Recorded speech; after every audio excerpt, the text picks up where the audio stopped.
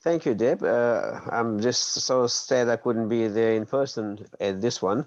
But nonetheless, yes, as you said, my daughter got married over the weekend, and the house is full of families at the moment. And added to that, we've all had a bit of a cold as well. So out of all that, in the end, here's my talk. So just actually, this is not the first talk. The first talk is the other one, which is alternative assessments. This one here. So going back to the beginning, yes. All right, so we certainly know that COVID has changed how we examine things and how, in fact, we run education at the higher education level. I remember being at, I think, the 2015 EXIME conference, and the first speaker, the keynote, was talking about how the higher education was ready for disruption, given that Uber had come and altogether changed the taxi industry. But I don't think we expected this to happen so suddenly as COVID has made us realize. So all the teaching and assessments in mathematics and everywhere else was online. Of course, we well know that this all happened very fast and there was very little support, technical or otherwise, resource-wise and training-wise for staff to cope with this. And so we did all the best we could here. And of course, assessments were forced to be online all of a sudden again. So the final exam is in most math units the largest single assessment. And in all of us, we had several various or different kinds of implementations of the online assessments here. It seemed that mostly it was based on some kind of supervised software, like Exemplify is what we used, I think, exam software, all those kinds of things, where there was a timed, usually, in other words, we tried to run the online exams exactly the same as we had run the face-to-face exams. That means they were timed, they were supervised to some extent by videos, whatever else, and there was some format or some form of submission of the exams in the end. So there were various, as I say, software here. The problem was most software were not suitable for mathematics exams. So I know that in the beginning when our university had banked on Exemplify and in fact paid a large license fee for that, the thinking was all it's easy because all we do is put the exam questions online and the students can write the answers in Word format. And of course, it doesn't work for maths or stats or science, physics or in many of the sciences as well. And so there was some way of trying to work around it. And in fact, the format they had initially for the exam paper submission to the software wasn't suitable for maths. That had to be worked on as well. A lot of these things were sort of made by decisions made by bureaucrats somewhere, and it was hard to make them change their mind initially. And of course, software wasn't suitable for maths writing. Other things were like things like loss of internet connection by students. Students who live in the country in the farm areas didn't have adequate internet connections, and the video monitoring of students led to all kinds of privacy issues as well. Some students didn't have a camera, the camera didn't work, all those kinds of things as well. And in the end, there was extra time set aside for students to scan and upload the solutions, and that also led to several issues as well, as I'll discuss. So the major thing was with the scanning of solutions was some scanners didn't work. Uploading was difficult for students with not adequate internet connections. Scans were unclear. Scans were incomplete. There was a huge issue with late submission. So while the students were informed that they could not and should not contact the unit coordinator, as according to myself, you sat up there after the exam getting something like a few hundred emails from students with problems, and so you have to just keep passing them on to the right people and hope something happened.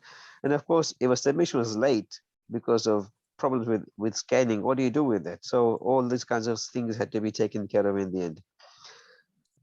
The next thing is how to conduct the exams. What and how to ask these kinds of questions in maths with online exams? Well, the exam had to be open book in most situations because we just could not have the same level of supervision and monitoring of students. And so the kinds of questions that could be asked may have to be changed. So you couldn't just ask standard things like statements of theorems and proofs or standard proofs and standard questions.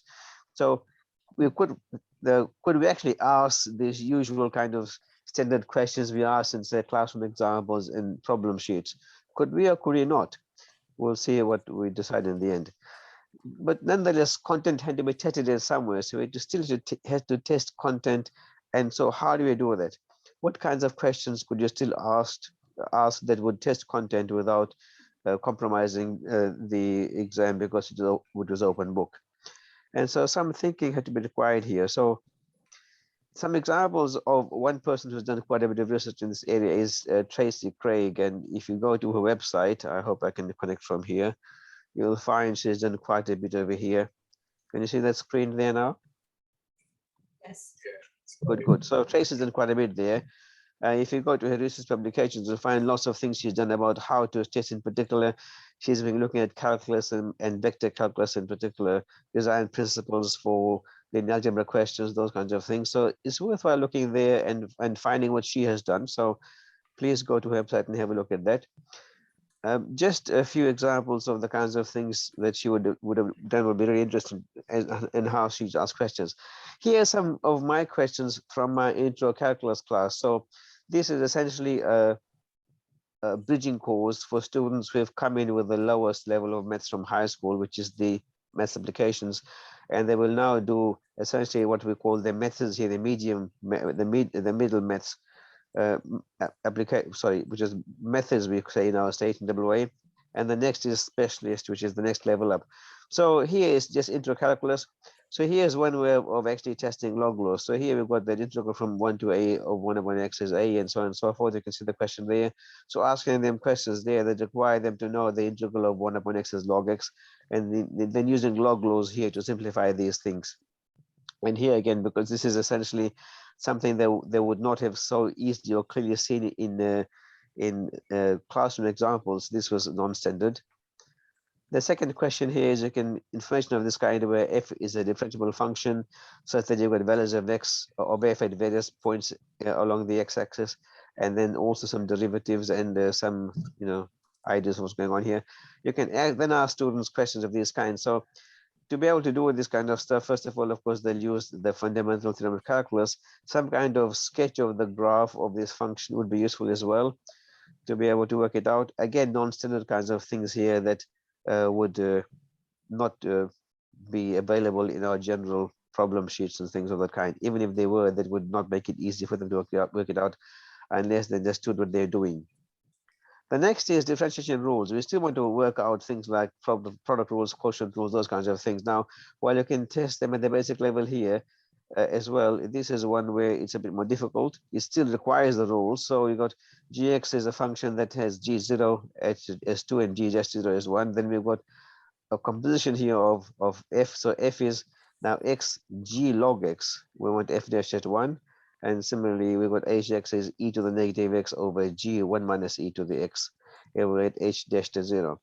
I actually was an examiner for the high school external exam in methods until this year, and I tried to slip this in one of the exams or similar questions in the exam for that, and it came back as saying it's too hard for those students. Now, so these are non-standard questions here. Now, in some ways, these are more difficult questions, at least this one, for these kinds of students for whom this is the first experience with calculus. But I'll say a bit more about this later on. So the findings here that what I found was that even the standard questions in open book exams are not all well done. So if you just ask things like differentiate the following function, you've got something like log x and e to the x and 1 over square root of x, those kinds of things in there. Students still have difficulty with those kinds of things. And of course, we all have seen this evidence of what's called surface learning or whatever, spot learning. So students will just, because it's open book, and I've, in a previous publication somewhere, I think 2015 for the Delta conference, I had a paper there which showed that students in open book exams tend to think they'll be okay because they have the material at hand, and so they surf in a spot learn. And even with online recordings of lectures or echo lecture capture, whatever else, they won't look at the whole lecture. They'll go through and pick up bits and pieces, and they hope that by learning this, what I think is the important bits, they'll be okay. But of course, maths is a whole package, as most subjects are. So the spot learning or surface learning shows up very clearly in these kinds of situations. Nonetheless, this particular class that I had that year was a very bright class. There were some students who probably should not have been there. And it was interesting that some students scored in the very high 90s. So those tricky questions that I had in there, there were a handful of those, probably about 15% of the paper was of that kind. They still did very well in that. The other thing is, I've also found this quite often, that if you actually encourage and push students and set higher standards, they actually come along with you and they perform as well. So I also had that similar experience with this class where I insisted that they learn this thing, that this is not beyond them. And when they engage, they can actually learn and do quite well with this. So this is my experience with these kinds of exams. This is the maths kinds of exams, if you like, calculus, in this case, intro maths. What I was looking at more was along the lines of, this is post-COVID essentially, although I suppose we're still not quite post-COVID yet. And my idea was, why can't we do a bit more than just the exams we had in the COVID era, where there's forced on us as online exams with all kinds of things that go along to make it look like this, but it was not online exam. So I mainly teach statistics this year, these last few years at the high level, second, third year level. And my idea was that, well, how can you actually examine applied statistics units in different ways while focusing on things like graduate attributes and outcomes for these kinds of units here? And while we have things like communications, writing skills, and all those kinds of things in most of our units as something that is good for students, these kinds of things aren't tested very well, or not tested at all in most situations. So the COVID and online exams that we have just recently had over the last few years motivated me to actually work out and see whether we could do something different with these.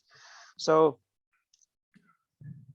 the important thing as far as applied statistics is concerned, one of the important graduate outcomes is to be able to explain the results of what may be fairly complex stats analysis in the context. So it may be a medical context or some other context, whatever the context is, you must be able to explain the results in that context. And in the practice of statistics as applied statisticians or professional statisticians, we don't have this idea of 3 hours or 2 hours or whatever else, where you're close to all resources. It's actually use what you can find. And of course, most of us don't have in our hands all the codes of all the stats packages we use. We look them up, we copy and paste and do all those kinds of things ourselves. So why can't students do the same? And of course, the other very important thing is writing skills, because as we well know that most of us spend quite a large part of our life trying to explain to others what we have done, and it's mainly through the written word. We're not able to talk to people in many situations. What we write is all they see. So these are the things that motivated me to try and use and have other styles of exams. So prior to 2021, this was last year and before that, in these applied stats units at second and third that I teach at the moment, there were the usual 2-hour written exams timed with standard kinds of questions where you would have part of the questions that led students on to further extending and exploring the questions that they had, part A, part B, C, and so on. They were conducted in a computer lab where the students use software to do the analysis and then write out the answers on paper using following the structured question format. And so to me, they're very artificial. And there were also lots of problems. Students would be in an exam situation where they couldn't log in, for example. Now, if a student can't log in the exam, and that adds to the pressure of the exam, the students get flustered. Computers would hang up in the middle. What do you do? Because you've lost quite a bit of work there. Software failed or hung up. Sometimes you couldn't access the data that was available or put in some particular folder somewhere else. All kinds of issues there with exams. Now, this was with the second year is a larger unit. At that stage, I think it was about 100 something students. The third year is much smaller, but even there, they had major issues with computers and computer labs and all these kinds of software issues. So my solution was to change the whole thing to make it take-home exams. So the students got an exam something like 2 or 3 weeks in advance. Here's the exam, here's the data, take it home, untimed. The only thing was they had a submission deadline. The exams had to be submitted to me on a particular date and time. It was unrestricted. They could use any resource they wanted, online, internet, anything at all. except for another person. So you couldn't outsource this if you if you wanted to. And of course, it was entirely unsupervised. And of course, to me, this is closer to real life, as I was saying. This is how we work in practice. There were no computer issues, no software issues, because of course, there's plenty of time to sort these things out. No problems with data access. And it did allow to test for the key graduate attributes and outcomes for a statistician. Now, there's a bit more here. The exam format was of the following. The students were given a brief of a real study based on research, my own research quite a lot, or on some other published research or unpublished research. And they were given the data, and they were given also the purpose of the research and the key questions of interest. What they had to do was to submit to me a journal cell article based on the analysis of their data, answering the questions of interest. Now, of course, what that really means is they need to understand the context, read up on that, do some research themselves, find some research articles and do a literature survey as well. And then having done the analysis, explain the analysis, the usual kind of stuff, the methods of the stats analysis, then interpret the solution, the outcome or the findings from the stats analysis, and put the thing in context, and then draw conclusions from those kinds of things. So there's quite a bit of testing here happening. And then in the end, they had to submit to me a PDF or similar file here. Now, you would expect that second year students in particular would have some problems with this. And of course, they would not have any experience writing any such material or any such a long article. So there were classroom sessions on writing skills. And they had then also been given and provided some resources that made the work a little easier. So there's software that you can use with things like, for example, R, like R Markdown, and of course, what if you know stats, there's things called Nite and LaTeX kind of things that are actually linked with R. And so students were encouraged to use those. Most students used at least R Markdown to produce a PDF, which was easy to do. And of course, also what to write and how to write and what not to write was important. So the important thing here, of course, is what you write depends on the audience. And so the two styles of articles that are required in the exams, sometimes they were articles that were discipline based. So you're writing for something like a medical journal. In there, you would not be required to put all the details of the stats models and equations of those kinds of things. But you're writing a technical paper for a stats journal, then it's a different kind of article. So they have to know the difference as well as to what they're writing for and what they were then going to report as well. Now, the marking. It took about 15 minutes per script here, which is about the same as marking, say, a 2-hour exam script, maybe a bit about the same, 15, 20 minutes or so. The problem was that the way our marking load here works is that the unit coordinator is required to mark the first 100 scripts or equivalent, and then the rest go to a team. Now, there are something like 160 to 180 scripts in the second year, and for consistency of marking, you could not then outsource this because it was not just parts of a question or questions, it was just one whole paper. So I had to mark the whole lot, which was, I suppose, something I had to do. The other thing, of course, was you couldn't, even if you shared the marking, you couldn't expect the part-time markers who were mainly either postgrad students or maybe honor students to be able to have the same level of nuance for marking these kinds of things. So I had to mark the whole thing myself, which meant I had some extra load for marking. But interestingly, the range of papers were amazing. There were some very good papers indeed. There were some fail marks as well, but not very many. But the number of papers that I had that were in the high 90s was amazing. So there are some students really engaged with this and do some very good work here. Now, the other thing is, of course, that since the assessment is very non-standard, even though it's take home, there wasn't much chance of cheating because you could easily pick up things that were similar in student papers, even if there were 160 of those. The students also had to submit to me their R code, so I could very easily scan those or put them through things like, some check in software to be able to see what's going on here, and whatever else, to see if there was some collusion there. And of course, of a professional solution that would not be a very student-like solution could be easily spotted. So I did not find in either the second or third year any evidence of any cheating. Mark inflation, you might expect that for, in particular, these kinds of things, they would get some mark inflation. There wasn't much. The pass rate in these kinds of classes is around 90%, and that didn't change over the last 3 or 4 years. In fact, it didn't change. Well, compared to when I had this format, it was the same as for previous years when they had the standard format. And the mean in the second and third units is about 70 or so. And this was maintained as well for this particular exam format. So while COVID has had some permanent effect on higher education, we all know that while the encouragement is that we come back face to face, almost all of us are also having a cohort that is still online. So in fact, we're doing both. But how we assess things might require some more innovative approaches. And I know, in fact, with this kind of take-home exam in stats, I don't think any other unit in my school at least does this kind of thing. This was quite new, and from my experience, it's worked very well. And while I haven't reported any student feedback here, what I found from the students was, because I do my own local surveys as well, is that they really found this was a far better learning experience for them, because while it was an exam and they had preparation for this, they found that they learned quite a bit when doing these kind of things.